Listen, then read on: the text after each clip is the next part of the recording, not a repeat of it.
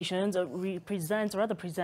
a pressing challenge. Over the past few decades, the quality of soil in many regions of the continent has been declining due to various factors, including unsustainable farming practices, deforestation, and climate change. As a result, farmers face reduced yields, which in turn threatens food security and economic stability. And as NMG's sustainability editor Zainab Bondati now reports from the sidelines of the Africa Fertilizer and Soil Health Summit, farmers have been urged to combine both organic and inorganic fertilizers in order to boost their yields. With only 20% of Kenya considered arable, the country's fertile farmlands are facing a silent threat, deteriorating soil health. This isn't unique to Kenya. In fact, across Africa, a staggering 65% of agricultural land is degraded as soil acidity increasingly becomes a problem due to overuse of synthetic fertilizers. You can see the extremely acid areas. You can see very strongly acidic. Now our brain basket is here. This is West Pokot, Trans Nzoia, all the way Kisii, Narok. You can see it is strongly acidic. So that's why we recommend that we use non-acidifying fertilizer on those areas. And non-acidifying fertilizer and also liming.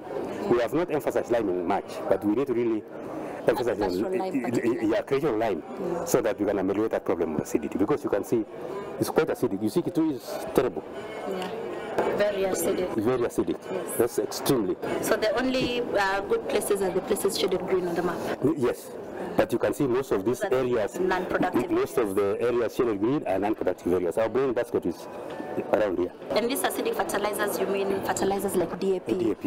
DAP particularly? In particular, DAP is very acidic. The consequences are stark. Declining crop yields lead to food insecurity, impacting millions who rely on agriculture for sustenance. This, in turn, can fuel poverty.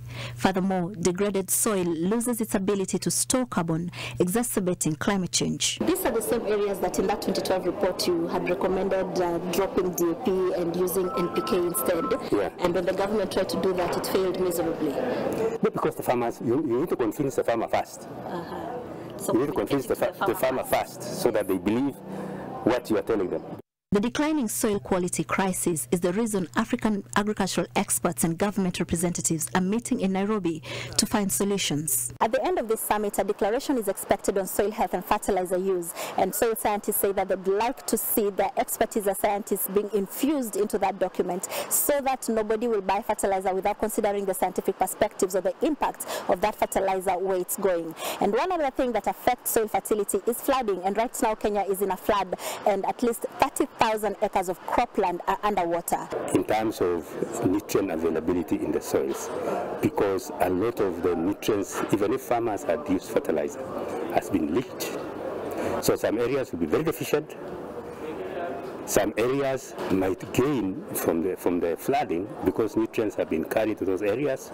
So my rallying call is that it is very important for farmers to test their soils after these floods to determine the current status.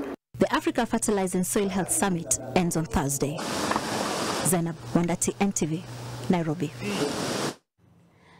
Well, my name is Nina Shaban, wishing you a lovely night. After the break, Bernard Ndong will be coming up your way with the sports news.